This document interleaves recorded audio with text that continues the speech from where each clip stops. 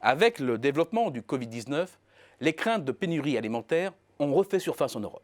Pourtant, quand la politique agricole commune a été créée entre 1957 et 1962, le principal objectif était bien la garantie de la sécurité des approvisionnements via l'accroissement de la production. Le souvenir traumatique de la pénurie alimentaire qui avait marqué la Seconde Guerre mondiale était encore dans tous les esprits. Les succès sont là, rapides. Et dès les années 70, ce n'est pas tant la pénurie qui inquiète, mais les excédents. Pour les gestionnaires de la PAC, le cauchemar devient la surabondance, à tel point que des quotas sont mis en place, notamment dans le domaine laitier dans les années 80. Les années 2000 sont celles de la libéralisation de la PAC. Les négociations commerciales se multiplient et progressivement, au fil des réformes agricoles, s'est imposé le principe qu'il n'était pas forcément impérieux de produire à proximité de chez soi pour avoir accès, à moindre prix, aux produits alimentaires. L'agriculture s'est alors ouverte, globalisée, mondialisée. Aujourd'hui que les frontières se referment, le doute s'installe. Pourtant, l'Europe reste bel et bien une place forte agricole, la plus puissante au monde. Pour jauger de la souveraineté alimentaire d'un pays ou d'une région, il importe de bien savoir quelle part les approvisionnements intérieurs disponibles provient des importations et quelle part provient de la production du pays lui-même. Le taux de dépendance aux importations répond à cette question. Il se définit comme le rapport entre les importations divisé par la demande locale, c'est-à-dire la production domestique, à laquelle sont ajoutées les importations et soustrait les exportations. Ainsi calculé, le TDI de l'Europe est proche de 29% en 2019, un chiffre stable depuis 2016. Le taux d'autosuffisance complète le bilan. Il se calcule, cette fois-ci, en rapportant la production domestique à la demande locale. En d'autres termes, est-ce que je produis assez chez moi? Plus le taux est élevé, plus la zone se rapproche de l'autosuffisance. En Europe, il voisine autour de 105%, voire plus.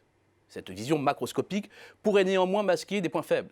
C'est pourquoi il est préférable de scruter certaines lignes de produits essentiels. Parmi les trois principales céréales, le blé se situe nettement au-dessus de 100%. Le maïs s'en rapproche selon les années. Le riz, pour des raisons évidentes, est structurellement très en dessous. Si dans leur utilisation, toutes ces céréales ne sont pas totalement substituables, il n'en demeure pas moins que l'UE 28 est globalement proche de l'autosuffisance. En raison de la nature hautement périssable des produits laitiers, les échanges internationaux se limitent pour l'essentiel au fromage, au lait en poudre et poudre de lactosérum, ainsi, mais plus marginalement, qu'au beurre. 4 lignes de produits où l'autosuffisance est largement assurée depuis de nombreuses années. L'Union européenne semble aussi à l'abri dans le domaine de la viande. La barre des 100% est amplement franchie pour la viande porcine, de volaille ou bovine. En fait, le seul grand déficit se trouve du côté de la viande ovine. Toutefois, le diable se cache dans les détails. La zone d'ombre se situe du côté de l'alimentation animale. La faiblesse du taux d'indépendance aux protéines végétales est ancienne. C'est un héritage de l'accord commercial passé en 1962 avec les États-Unis, où le vieux continent s'était engagé à ne pas taxer les importations de ce type de produits. C'était plus ou moins la contrepartie de la PAC. Il existe bien des possibilités de substitution, mais cela reste partiel. Rétablir une souveraineté protéinique végétale européenne va s'avérer un chantier urgent. La relance des productions de légumineuses fourragères, comme la luzerne, peut y participer. Un espace agricole intégré pour accéder à l'autosuffisance alimentaire. L'ambition était grande, mais le pari est globalement gagné.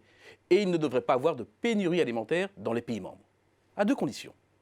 Que la logistique suive, et ici comme ailleurs, que les égoïsmes nationaux ne prévalent pas sur la solidarité, au risque sinon de voir des territoires dans des situations très inconfortables.